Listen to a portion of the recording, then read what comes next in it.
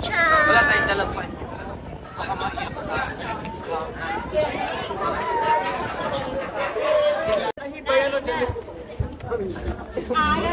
Hi, ma'am! Looking good? Ang mga host ng It's Showtime ay umalis sa GMA para ipagdiwang ang magandang balita. Pag-usapan natin yan.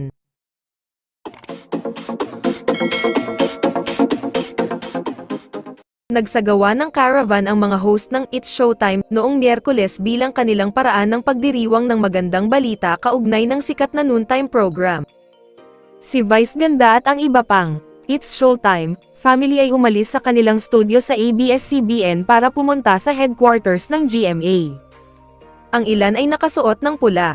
Ang mga host ng programa ay nag-flash ng mga senyales ng puso sa kanilang mga tagahanga at nagsiksikan para sa isang mabilis na panalangin bago sumakay sa isang bukas na sasakyan. Unti-unti na silang tumutungo sa Kapuso Network as of writing. It's Showtime has been airing on the GMA-owned GTV, Good Television, since July 2023.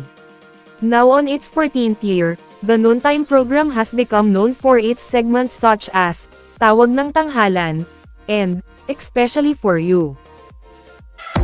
At dyan na po nagtatapos guys, maraming salamat sa panunood.